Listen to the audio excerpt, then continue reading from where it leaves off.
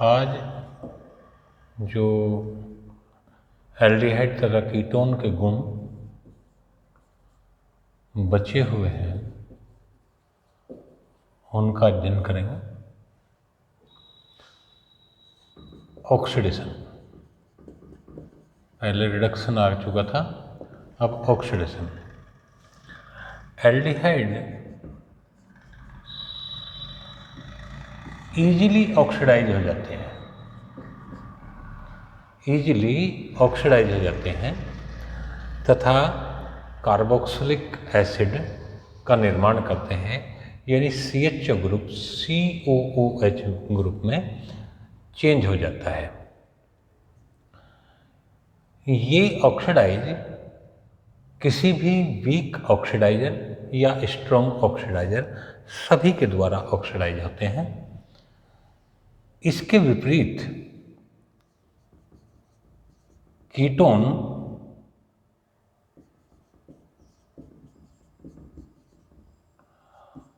सामान्यतः week oxidiser के द्वारा ऑक्सीडाइज नहीं होते, परंतु स्ट्रॉन्ग ऑक्सीडाइजर जैसे HNO3 हो गया आपका,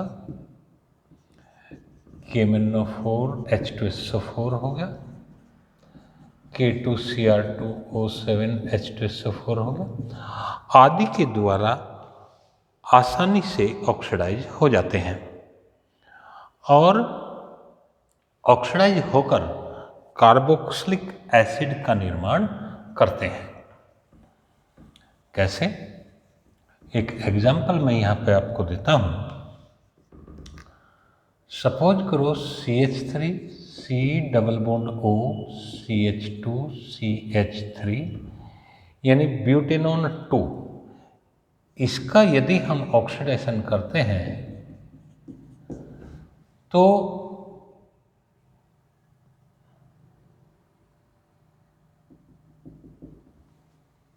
CH3 COOH और प्लस CH3 COOH, यानी ये ग्रुप भी COOH में और ये वाला कार्बन भी COOH में चेंज हो जाता है, लेकिन ये माइनर प्रोडक्ट बनता है।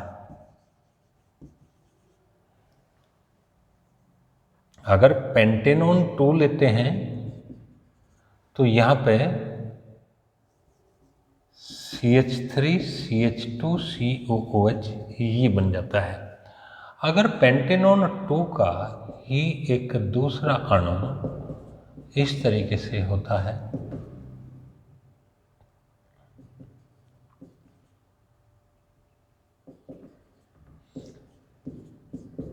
इसका ऑक्सीडेशन HNO3 के द्वारा ही किया जाता है, तो ये CO ग्रुप उस एल्किल समूह के साथ जाता है जो हायर होता है, बड़ा होता है, CH3 CH2 CH2 COOH, यानी ये मेजर प्रोडक्ट बनता है। जब पेंटेनॉन 2 का हम ऑक्सीडेशन करते हैं तो हमें 4 प्रकार के एसिड प्राप्त होते हैं: formic acid, butanoic acid, propanoic acid और एसिटिक एसिड। लेकिन ये वाला जो पोर्शन है ये मेजर प्राप्त होता है, ज़्यादा मात्रा में ये प्राप्त होते हैं और कम मात्रा में ये वाला प्राप्त होता है। अपचायक गुण यानी रिड्यूसिंग कैरेक्टर। अपचायक गुण में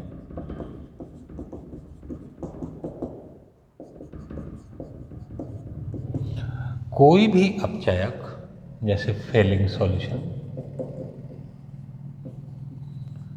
सॉल्यूशन क्या होता है? सोडियम और पोटेशियम टार्ट्रेट का NaOH में बनाया हुआ विलयन, सोडियम और पोटेशियम टार्ट्रेट का, एक सेकंड,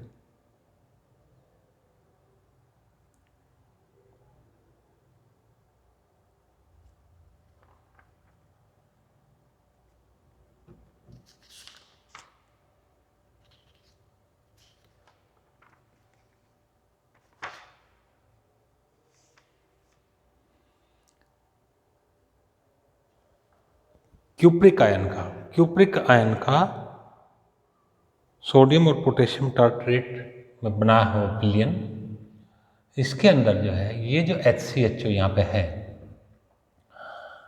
फेलिंग विलयन को CuO से डिनोट करते हैं। तो ये CuO इस Cu2O यानी क्यूप्रस ऑक्साइड में परिवर्तित हो जाता है और ये रेड प्रेसिपिटेट और ये HCOOH में चेंज हो जाता है। यानी aldehyde plus Fehling solution, acid और प्लस Cu2O। इसी प्रकार aldehyde plus Benedict solution is equal to acid और प्लस लाल अवक्षेप।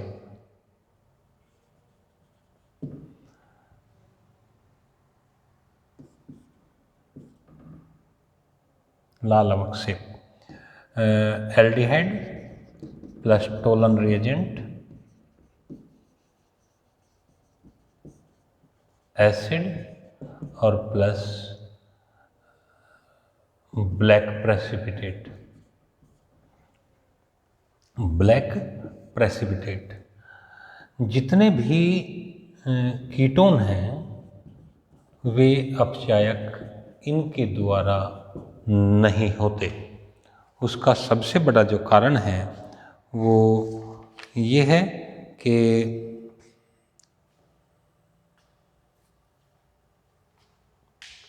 ये आसानी से ऑक्सीडाइज नहीं होते। अब इससे अगला जो पॉइंट आता है आपका वो है हैलोफॉर्म रिएक्शन।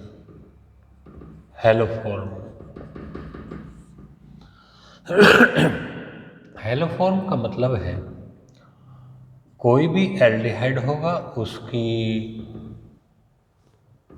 हम X के साथ अगर क्रिया कराएंगे तो कौन कौन से एल्डिहाइड है जो X के साथ क्रिया करते हैं?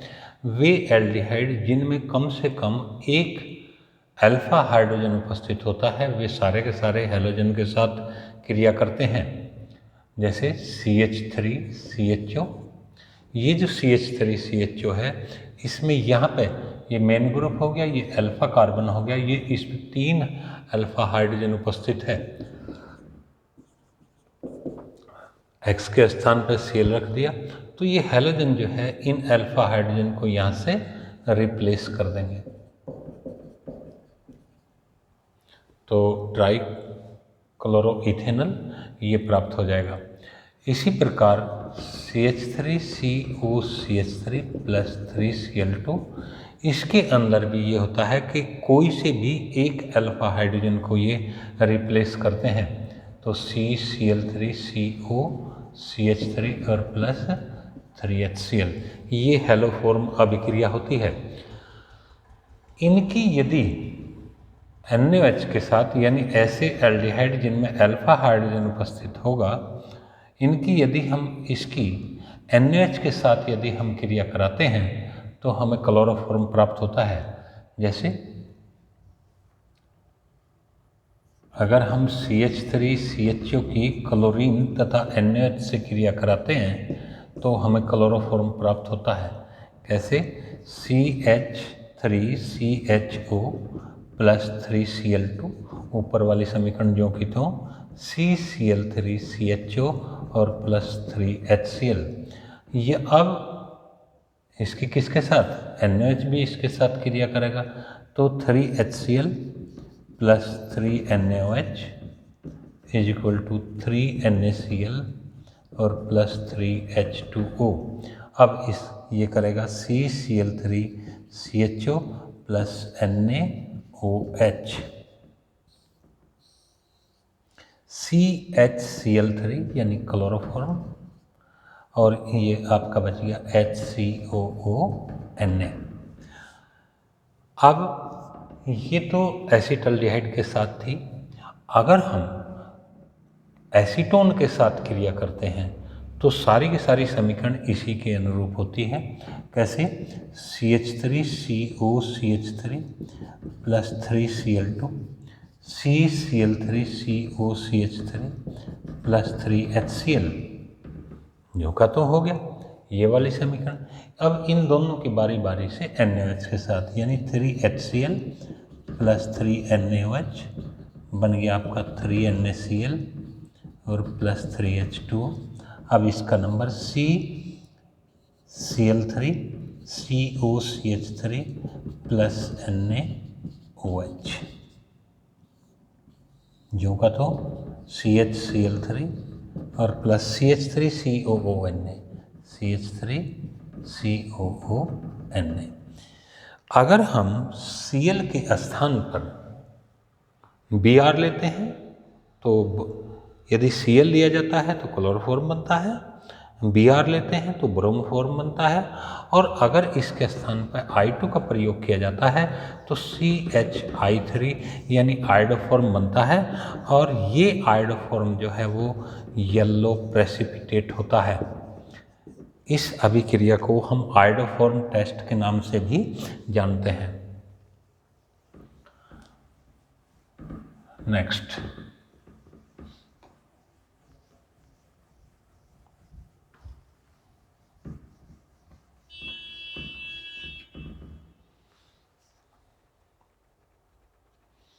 एल्डोल संघनन। एल्डोल संघनन यानी एल्डोल कंडेंसेशन, अंग्रेजी में संघनन को कंडेंसेशन कहते हैं। यहाँ पे पहले तो मैं ये बता दूँ आपको कि संघनन कहते किसे हैं।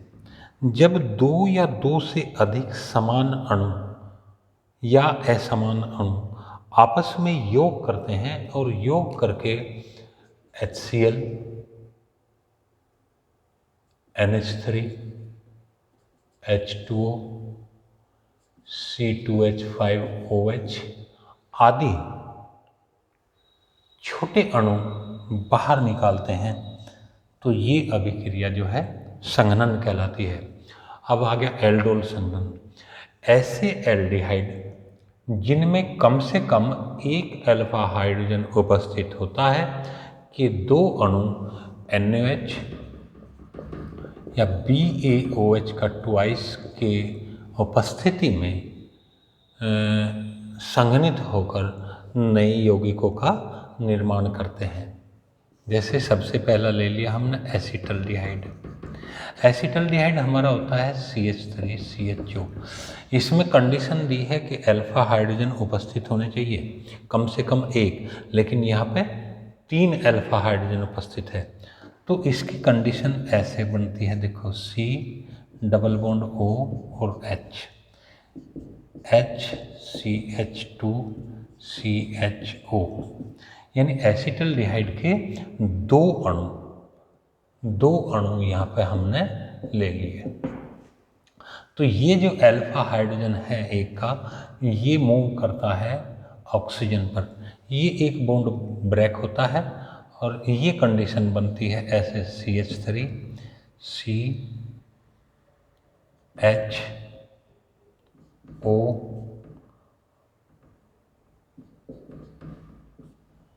और ये H इस O के पास, और यहाँ बॉन्ड जो खाली है वो इस कार्बन के साथ चला जाता है, यानी CH2CHO। अब इसे यदि हम गर्म करते हैं तो एक OH ये और एक H यहाँ से, तो क्या बन गया H2O माइनस H2O, क्या बचा CH3CH सिंगल बॉन्ड CH इस CH और इस CH के बीच के अंदर जब एक मूलक इससे हटता है, एक इससे हटता है, तो एक बॉन्ड का निर्माण होता है, ये बनता है। अगर यही कंडीशन कीटोन के केस में की जाती है, CH3 C double bond O CH3 plus HCH2, इस CH3 को यहाँ पे लिखो HCH2CO CH3, ये कंडीशन जो कि तो ये वाला H यहाँ पे CH3 CH3 ये आपका हो गया यहाँ पे OH और ये हो गया CH2 और COCH3। जब हम इसे गर्म करते हैं तो ये वाला जो एक H है, इस कार्बन का जो एक H है, दो थे, एक H ये, एक H ये, तो ये H2 के रूप में बाहर निकल जाता है। क्या बन गया? CH3 CH3 C, एक बॉन्ड इस पे, एक बॉन्ड इस पे, यानी डबल हो गया CH COCH3। ये मैसेटिल ऑक्साइड इसका नाम है। अब एक विशेष परिस्थिति में ये जो मैसेटिल ऑक्साइड यहाँ पर बना है CH3 CH3 C double bond CH C double bond O,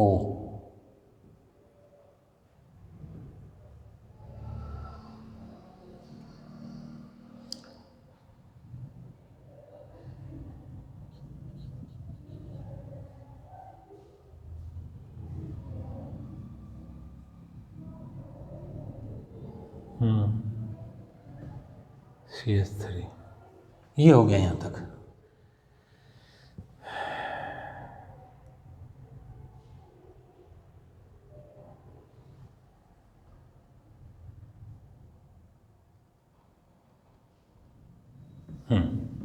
ये यहाँ तक मैसेटिल ऑक्साइड। अब ये तो हो गया आपका एल्डोल संघनन। एक इससे अलग आता है क्रॉस्ड एल्डोल संघनन। क्रॉस्ड एल्डोल संघनन में क्या होगा? अलग अलग प्रकार के अणु होंगे। जैसे एक ले लिया आपने CH3CHO और एक ले लिया आपने कीटोन, यानी एक एल्डिहाइड और एक कीटोन। ये जो का तो CH3 COH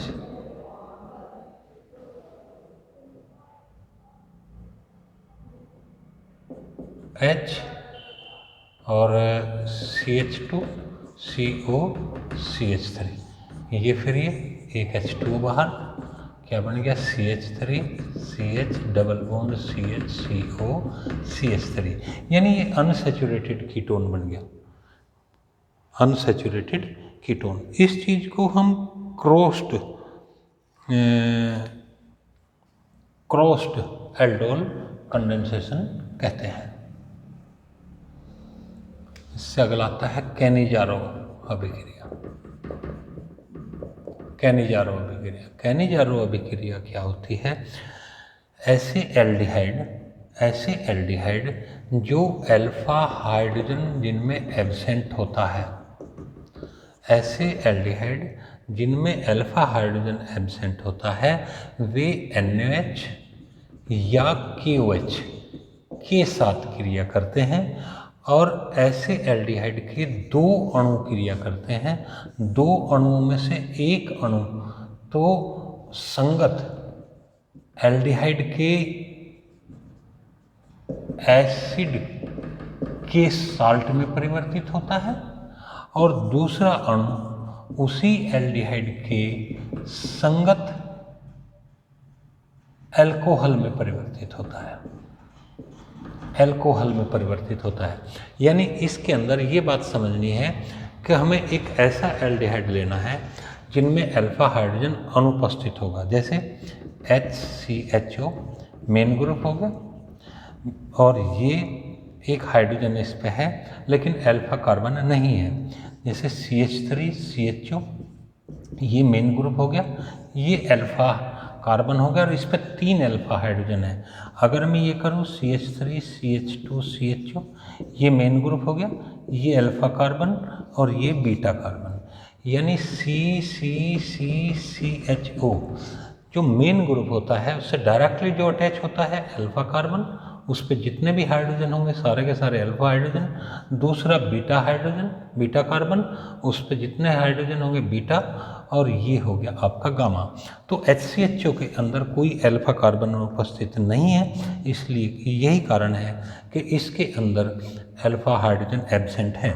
एक बेंजल्डिहाइड यानी बेंजल्डिहाइड, ये इसका सूत्र ये होता है, इसके अंदर भी अल्फा हाइड्रोजन अनुपस्थित है। कैसे? ये हो गया C6H5CHO। कैसे? C H double bond C H, C H double bond C H, और ये हो गया सी एच ओ, यानी बेंजीन रिंग की स्ट्रक्चर ये होगी। तो ये मेन ग्रुप ये हो गया, और इस पर डायरेक्टली अटैच कार्बन ये है, तो ये अल्फा कार्बन होगा, और ये जो अल्फा कार्बन हुआ इस पर कोई भी अल्फा हाइड्रोजन उपस्थित नहीं है।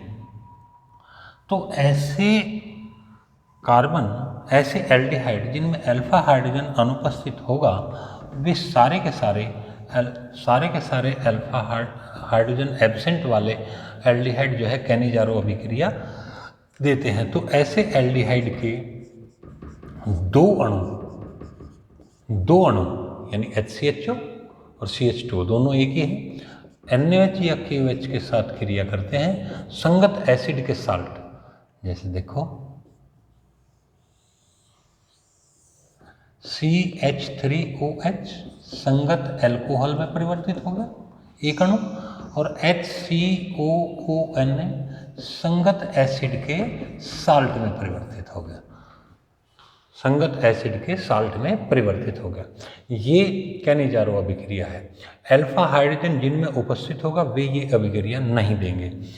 जैसे अगर हम C6H5CHO का अगर करें, C6H5CHO, इसके भी दो अणु लेंगे, NaOH के साथ क्रिया कराएंगे, C6H5CH2OH, C6H5CH2OH यानी बेंजाइल अल्कोहल, और C6H5COON संगत एसिड के साल्ट में भी ये दोनों परिवर्तित हो जाते हैं। तो ये होगी आपकी कैनिजारो अभिक्रिया।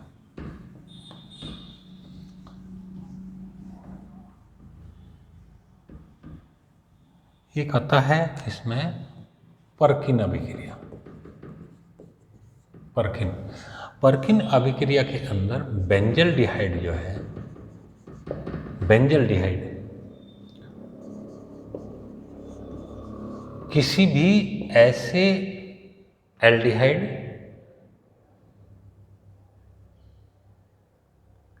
किसी भी ऐसे एसिड के एनहाइड्राइड एल्डिहाइड या कीटोन के साथ क्रिया करता है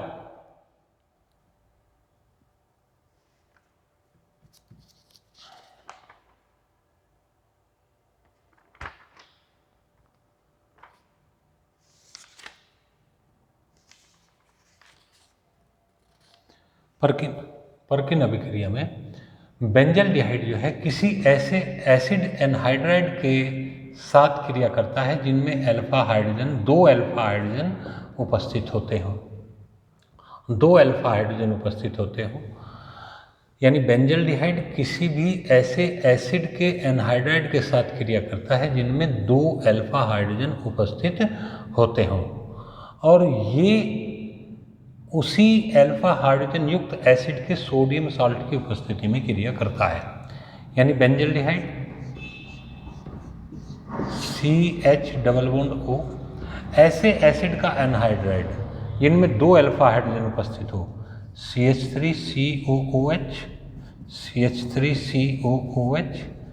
एसिड के एनहाइड्राइड वे होते हैं जब दो एसिड COH में से एक जल का अणु मुक्त हो जाता है, यानी यहाँ से OH और ये H, ये जो है ये एसिटिक एनहाइड्राइड बच गया, ये एसिटिक एनहाइड्राइड बच गया, ये मेन ग्रुप हो गया आपका, और इसमें ये अल्फा कार्बन हो गया, ये तीन अल्फा हाइड्रोजन इन पर उपस्थित है। तो हम इसके साथ क्रिया कराते हैं, तो क्या बन गया H2CH यानी CH3 CO, CH3 CO और O, इसी एसिड का सोडियम साल्ट COON। अब ये जो है ये इसके अंदर से ये H2O मुक्त हो जाता है, और ये सारे को आप इसे आपस में जोड़ कर चलेंगे, CH डबल बॉन्ड CH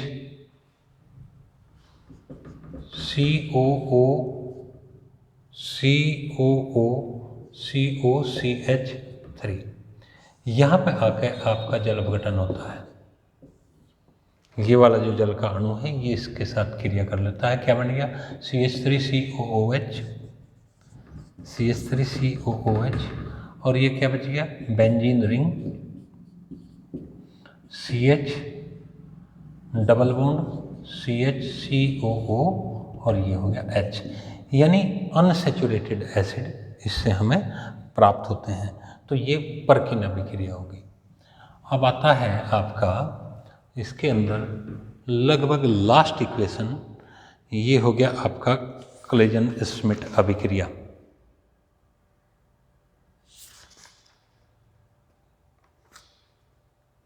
एक सेकंड,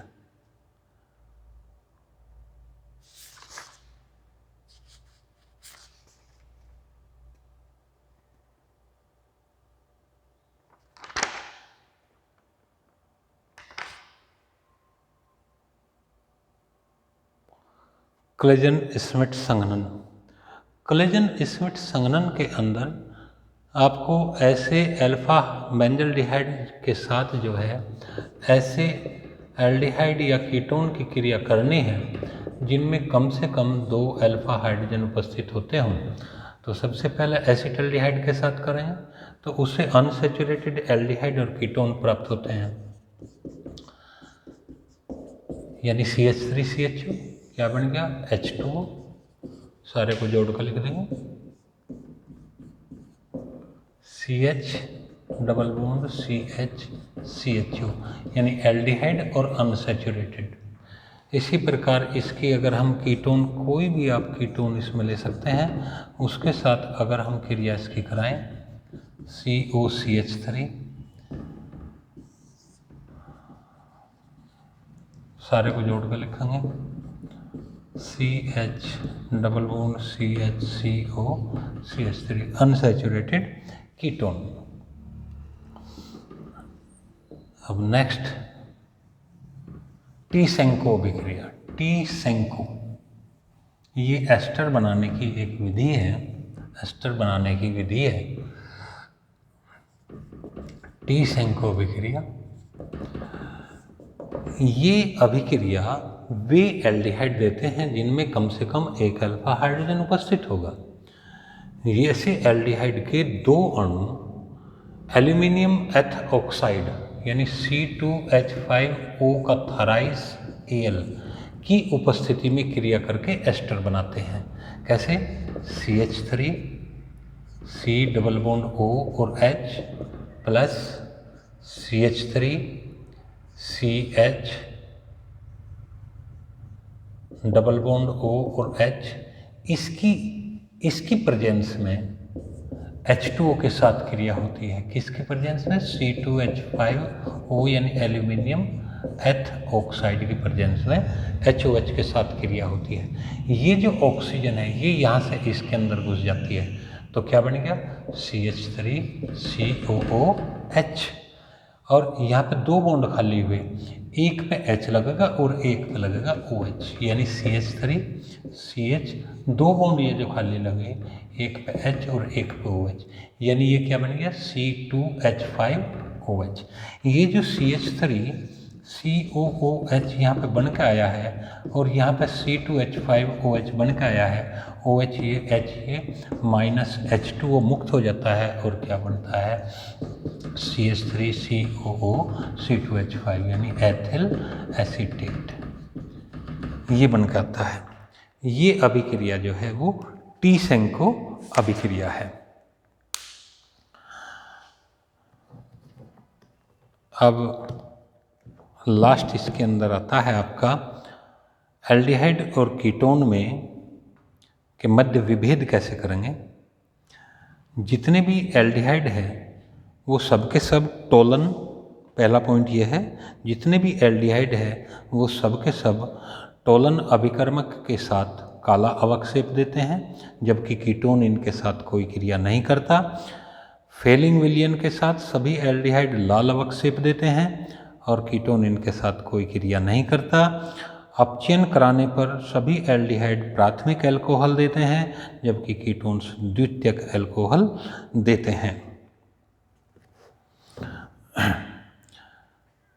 सिप अभिकर्मक के साथ सभी एल्डिहाइड गुलाबी रंग देते हैं और जबकि कीटोन कोई क्रिया नहीं करते, केवल एसीटोन को छोड़कर। सिप अभिकर्मक क्या होता है? जल में रेजिनिल हाइड्रोजन क्लोराइड रंजक का तनु विलयन, जिसका गुलाबी रंग होता है, यदि उसमें हम SO2 डाल देते हैं, SO2 प्रवाहित कर देते हैं, तो वो गुलाबी रंग उड़ जाता है। ये जो उड़ा हुआ रंग का विलयन होता है, ये सिप अभिकर्मक होता है। यदि इस सिप अभिकर्मक में एल्डिहाइड डाला जाता है तो वो गुलाबी रंग पुनः प्राप्त कर लेता है। ये आपका समाप्त हो गया।